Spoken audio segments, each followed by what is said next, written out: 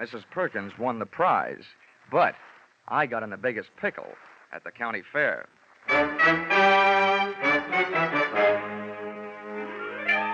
This is another in the adventures of America's fabulous freelance insurance investigator, Johnny Dollar. At insurance investigation, Johnny Dollar is only an expert. At making out his expense account, he is an absolute genius.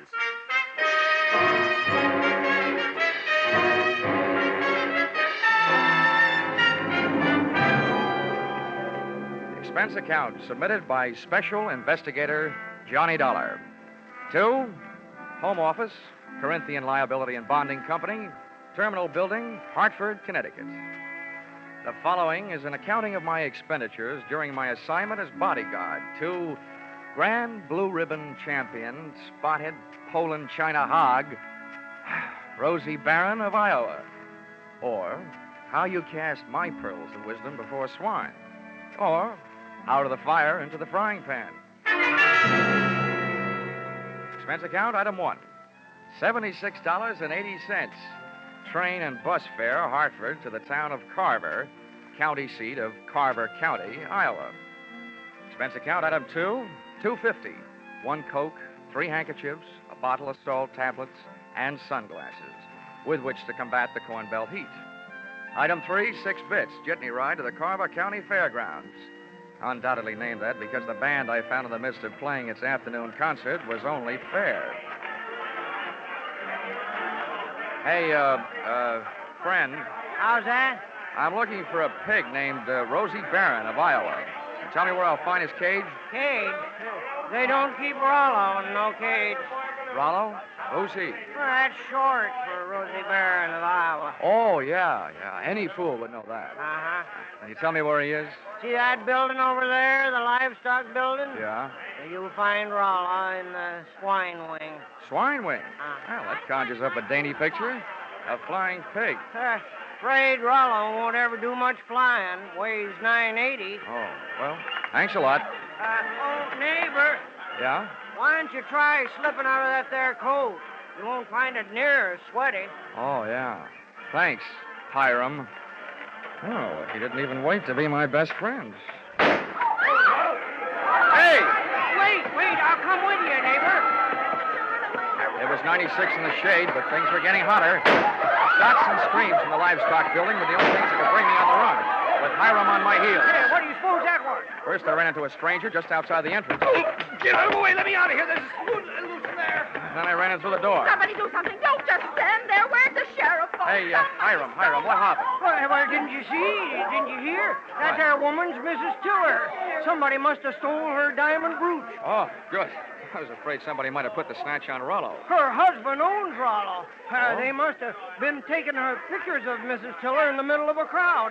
And when they had her smiling real pretty, them flash bulbs went off, and then somebody must have reached around from behind her, yanked the brooch, and started shooting a gun in there. That's a tried and true method of busting up a crowd to help make a getaway. Think anybody saw who did it? Couldn't. Those flashes would have had them blind as bats for a minute. There's the sheriff. What's his name? Why, that's Harry Blewett. Harry Blewett? Yeah. Sounds like a slogan from the Republican campaign. Hey, here, you. Wait a minute, let go. When everybody around here's trying to get my coat off. Come on, Sheriff. Loose the haberdasher. All right, now, never mind the fancy talk, young fella. I saw something pass between you and one of the thieves just outside the door. Oh, you're out of your mind. That guy bumped into me. He came crashing out of here, and I happened to be in the way. I'll bet you happened to be in the way, accidentally on purpose. Now, that's an early American comeback. But that's the way it was. Now, look, I won't ask you for a search warrant, Sheriff. You think I got the brooch on me? Start looking. All right, I will. All right. Yeah, now, in that pocket, cigarettes and a lighter. I see 'em. You see? Yeah. And in that pocket, handkerchiefs and salt tablets. Salt tablets? Mm-hmm. Now, why don't you look in my inside coat pocket? And there you'll find my wallet and identification. I was coming to that. Well, Yeah. Dollar, insurance investigator, That's right. Hartford, Connecticut. Well, what brought you out here? I'm a piggy sitter for the Corinthian Liability and Bonding Company. They wrote a policy for $25,000 on your friend Rollo, Rosie Barron of Iowa. Who ever heard of taking out a $25,000 insurance policy on a hog? I did. And right now I wish I hadn't. Some people pay high premiums for publicity, Sheriff, and that's what the Blue Ribbon Prime Packing Company is doing in this case. Now, may I have my wallet back? I want to count my money. Yeah, now, here. All right. Here's your wallet. You may think you're quite the joker, young fella, but I'm telling you right now, I'm going to keep an eye on you. I got a better idea than that, Harry. If I were you, I'd go looking for that photographer. Yeah, why? What'd he do? He took the picture. And there's just a chance the thief may be in it. Say, that gives me an idea. Sheriff, whoever says you aren't smart makes no mistake.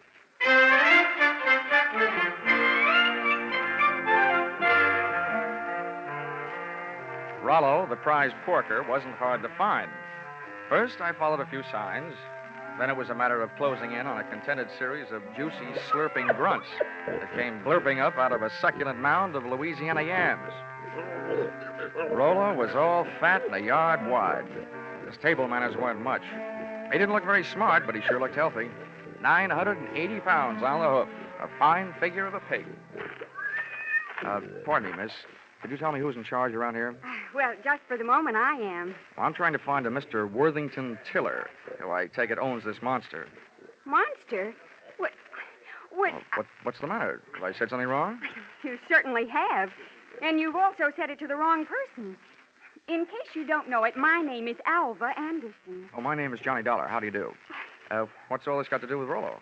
Nothing. I just raised Rosie Barron of Iowa from a suckling, that's all. Kind of got away from you, didn't it? I'm sorry, Miss Anderson. I apologize. To you, too, Rollo. Sorry about the interruption, Miss Anderson. Some fool made off with my wife's diamond brooch. How's this excitement affecting Rollo? I hope he hasn't lost any weight. Well, he took it very well, Mr. Tiller. Oh, good. This gentleman wants to see you, Mr. Dollar. Oh, yes. Oh, from the insurance company. That's Good, right. Good. Well, I'm glad you're here.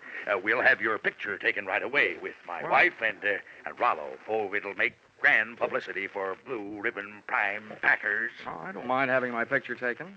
Just so long as your wife doesn't mind having people pinch her diamond brooches. Oh, well, now, don't worry about that. It was fully insured. Oh, that kind. The thing I want you to worry about is Rollo here. As president of Blue Ribbon, I paid Miss Anderson $10,000 for this magnificent swine, and I don't want anything to happen to it. You bought him for $10,000, insured him for $25,000, and you don't want anything to happen to him? Well, I don't mind paying those exorbitant premiums when I get back the kind of publicity this will bring in. I can see it in the papers now.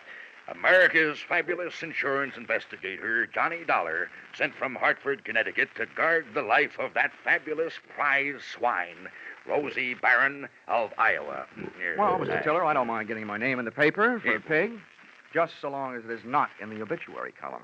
I just couldn't stand having my tombstone read, Johnny Dollar no longer am. He gave up his life for a great big ham.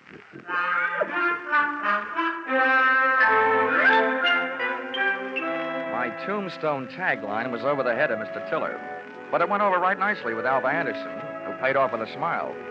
I parlayed that into a conversation to help me pass the time while guarding Rollo, the poor man's blue boy. By the time it was over, Alva knew a lot about me, and I knew a lot about pigs.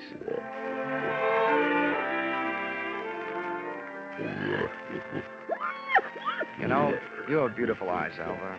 Mr. Dollar, do you know what's really interesting about the origin of swine? Why, it's estimated that the Chinese people domesticated swine about 2900 B.C. And not only that, but I'm sure you'd like Hartford. And, Mr. Dollar, you probably don't know this, but a pig is one of the most important food animals. It's an economical converter of grain and other feeds into body tissue, as the products of which furnish meat and fat for human consumption. Alva, darling, I'll only be in town for a little while. And not only that, but people who say that pigs are dirty don't know what they're talking about. Why, sanitation is essential to good health, rapid growth and development, and profitable production. Oh, Rollo, what have you got that I haven't got?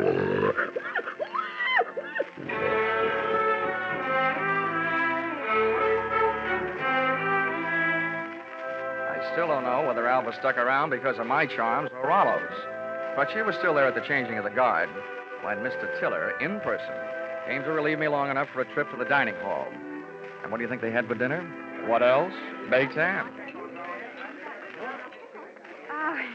Oh, dinner was wonderful, Johnny. Coming from you after eating baked ham, that sounds practically cannibalistic. Oh, Johnny, stop. More coffee? Nah, I've had it.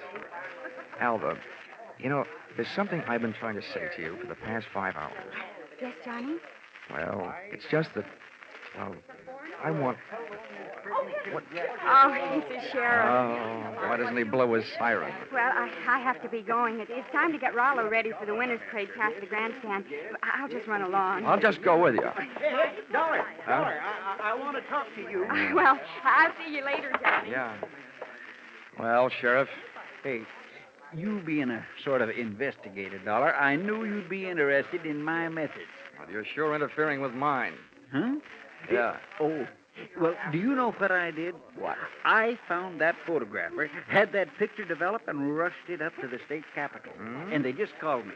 Dollar, there's a known criminal in that photo. He's got that brooch, and he's on the loose. Do you know what that means? Yeah. It means that you shouldn't be sitting here talking to me. Who is this villain? They say he's the... Ooch over here. Yeah. What? They say he's known as Little Rocky. Originally hailed from Arkansas. You'd know him if you saw him. He's the fella that bumped into you. Oh. I want you to help me look for him. I take only one job at a time, Sheriff. Right now, I got a pig to mind. And there goes the Grand March. Boy, in case I'm interested later, how much do you pay your special deputies a day? $7 and expenses. Sheriff Blewett, I'm afraid that blows it.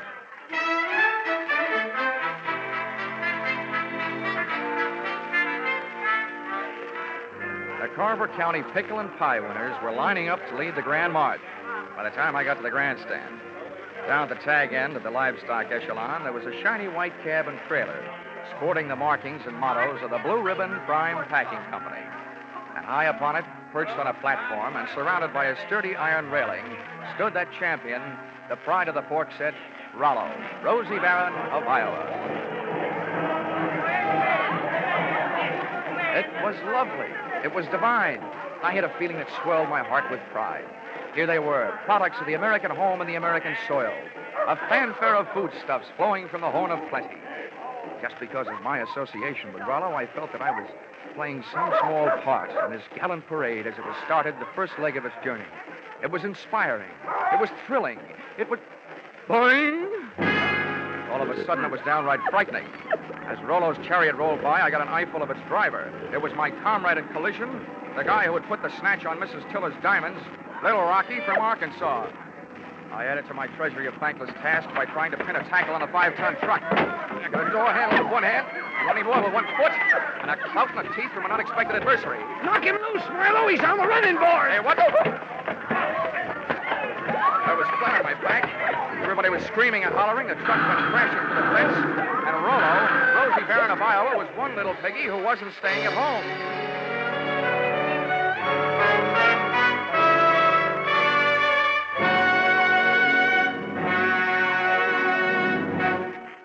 In just a moment, the second act of Johnny Dollar. But first, taking in the action from Johnny Dollar, are you? All right, that's good, because staying with CBS is the way you'll head straight for the big return from vacation 8 days from now, Monday the 29th, of Lux Radio Theater and all the other big Monday night CBS favorites. And by staying with CBS, you'll find more action later tonight with Bill Grant of Call the Police and with Sam Spade, who'll be heard from on most of these same CBS stations.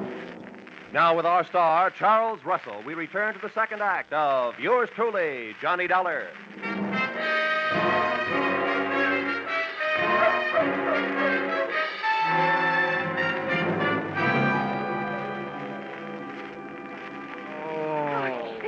Johnny, are you all right? Can you get up? Oh. Well, the spirit's willing. I'm not sure about my spine. Here, let me help. I'm the guy who goes around telling kiddies never to hitch rides on trucks. Well, nobody can say I didn't make a dent in Iowa. Oh, it was wonderful the way you tried. But what are you going to do now? Right now, I don't know. The only place I can think of at the moment where I might find a hot pig is a barbecue stand. Oh, this is no time to be funny. Well, look, up until now, all the laughs are on me, kid, so let me be the judge, huh? Well, what are you going to do? Well, first I'm going to practice my arithmetic and see what adds up. You can't unload a stolen pig in a pawn shop. So, question number one is, where do you unload it? Where would you go? Well, where would I... Well, I'd never thought of it. Well, here's what I figure. The Rollo on the hoof is too well known to peddle for anything like the dough he's really worth. I mean, he's not like a big diamond that you can cut up in little... Or is he? What is the going price on pork? The market this morning was at $23.50. Well, that kind of money hardly sounds like Little Rocky's kind of project. But maybe things are tough. By the way, Alva, have you ever been in Arkansas by any chance? Why do you ask? Just wondered. Hey, Dollar, just a minute. I want to talk to you. Barnyard bloodhound himself. Yeah, Sheriff? Would you mind, Alvin? I was just leaving. How could she be that cold on such a hot night? Huh? What's bothering you, Sheriff? I saw your little performance, Dollar, when you leapt at that truck. Just how hard was you really trying? How hard was I... I ought to punch you in the nose, badge or no badge. Now, don't you go getting huffy. I just want you to know that I don't fool easy. When I'm on a case, I'm suspicious of everybody. Yeah, that must be rough on your wife. How often do you have her in handcuffs? Huh? Well, Now, look, Sheriff, all I need from you is the use of a car so I can go looking for old Lardhead. No, you don't. There's enough missing around here as it is. Rollo, Miss Tiller's jewelry, and I ain't about to add a county vehicle to the mess. And besides, I want to keep an eye on you. Good. You might learn something. Come on. Here, wait a minute. Where are you going? Over to the Ferris wheel. That truck hasn't been off the fairgrounds more than a couple of minutes. I want to get a look at the countryside. Ferris wheel. Say, that gives me an idea. I hoped it would. Come on. Say, Sheriff, I don't know very much about this farm-side ferreting racket. Well, there's more to it than meets the eyes, I can tell you that. Oh, yeah, I bet there is.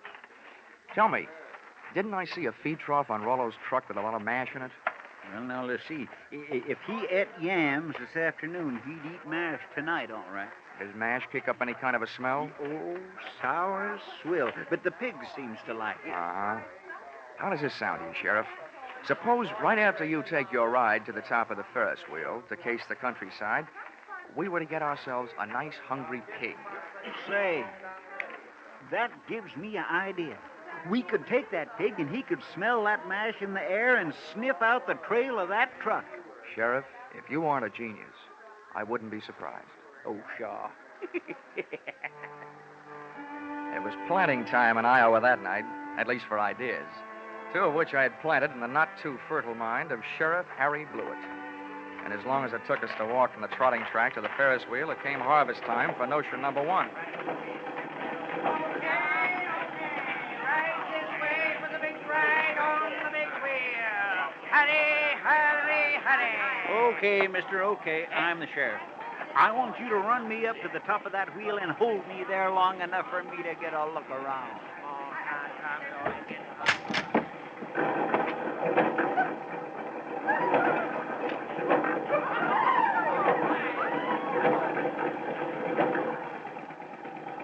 When the wheel came to a stop with Harry Blewett sitting in his little cage at the top, I pulled a low trick on a high sheriff. I bought a pink lemonade from the juice stand next to the Ferris wheel, walked over to the motor that rolled the big heap, unscrewed the cap on the gas tank, and gave it a big, long drink.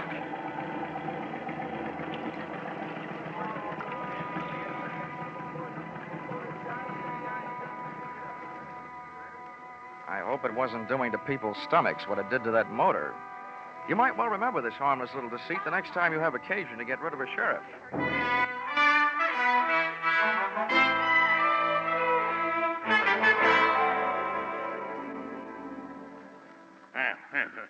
This kind of publicity is a little too expensive, Dollar.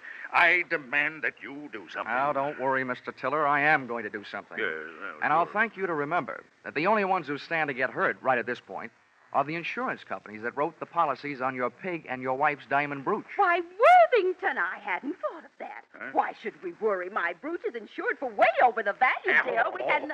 Hortense, You keep flapping that loud tongue of yours, and the first thing you know, they'll be accusing us. Why, they wouldn't dare. Oh, yes, we would, Mrs. Tiller. But we're just not the A type. $15,000 profit on a pig and whatever else you could make on your jewelry might make anybody the type, Mrs. Tiller. I beg your Now, pardon. see here, Dollar. I've had just about enough of your slanderous implications. I have a few thoughts you might profit by. Go ahead, Worthington. I'm always interested in profit, Tiller.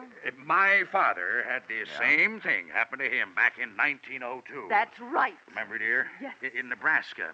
He bought a prize pig at a fancy price. And then the scoundrel that sold it to him turned around and stole it back. Here, see? What do you think of that? Would this be a suggestion that we throw the young lady who sold your pig to you in the pokey on the strength of something that happened 37 years ago? Well, That's for you to decide, Dollar. Right. Just don't say I didn't warn you. Uh-huh, I see. Yeah. If you don't have an orchid to pin on a young lady, try suspicion.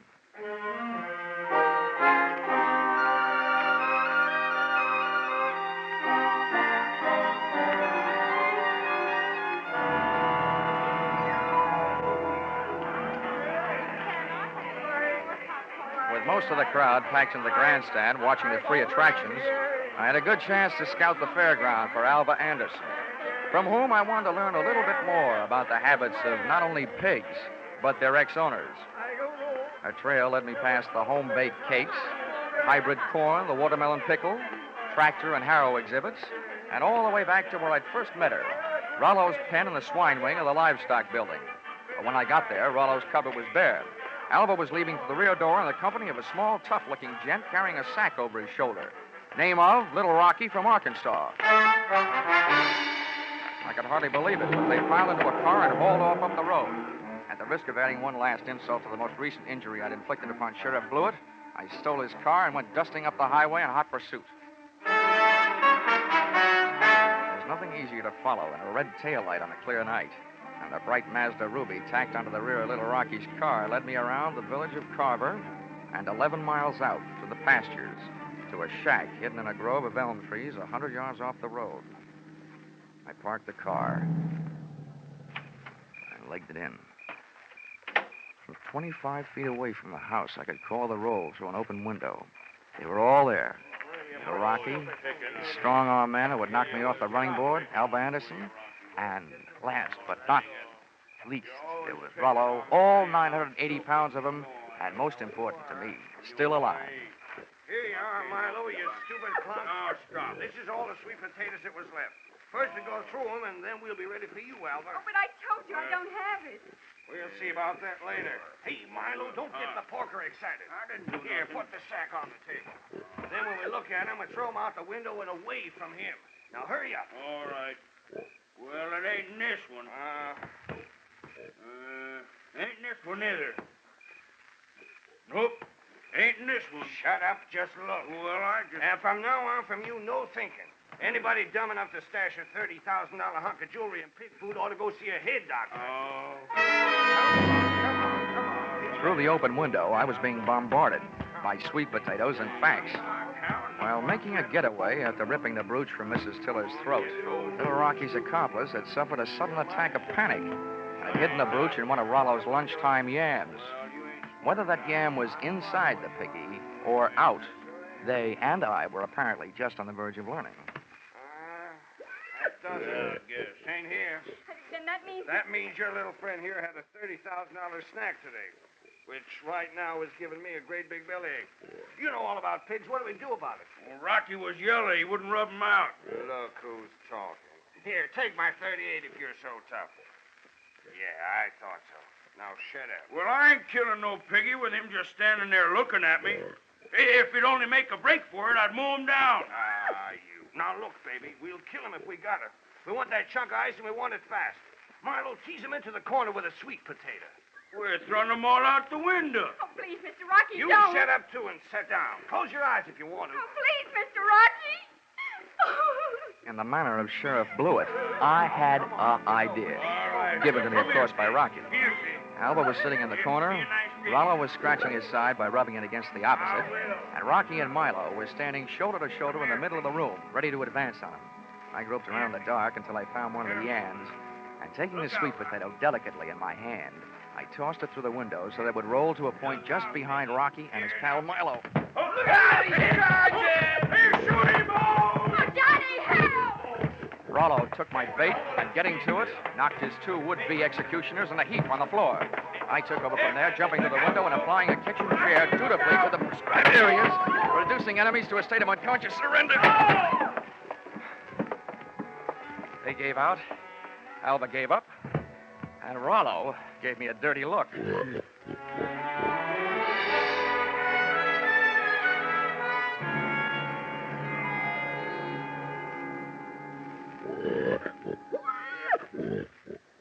Well, Mr. Tiller, here he is, safe and sound, good as new, fat and sassy. Well, good. Congratulations. And not only that, but in him someplace, he not only has a good fighting heart, but also that diamond brooch of your wife's. Oh, yes, very interesting. Well, I'd better go charter a plane. Rollo is due in Kansas City at noon tomorrow. Oh, but it might upset him, Mr. Tiller. Rosie Barron of Iowa's never flown before. He might lose weight. Yeah, what's the big hurry to get him to Kansas City? Is he booked for a personal appearance? Oh, no. No, hardly that. He's due to be slaughtered at a special ceremony. All the plans are made. Oh, I wouldn't want to disappoint my boys. They've been looking forward to this. Oh. How do you like that? Why, it's almost murder. Poor Rollo. Oh, Johnny. Come on, let's get out of here, Alva. Gosh, who would have ever thought I, Johnny Dollar, would ever gotten so attached to a pig?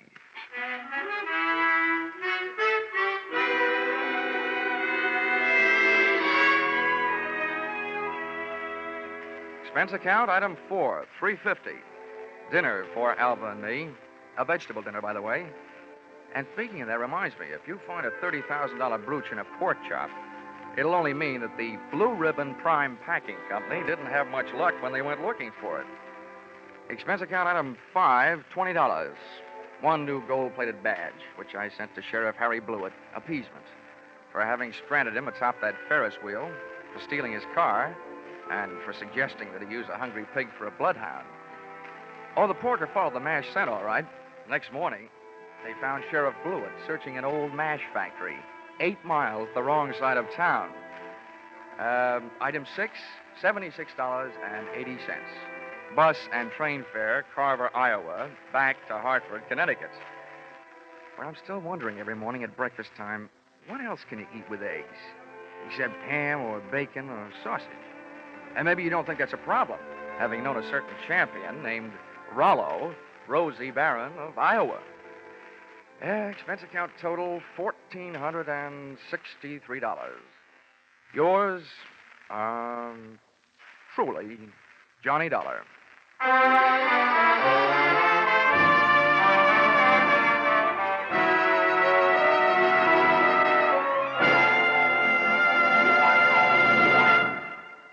Yours truly, Johnny Dollar, is produced and directed by Norman MacDonald and stars Charles Russell with script by Paul Dudley and Gil Dowd.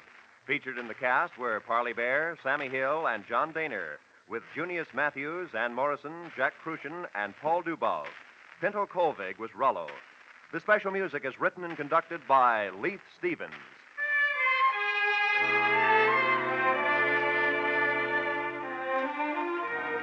Be sure to be with us at the same time next week when another most unusual expense account is handed in by... Yours truly, Johnny Dollar.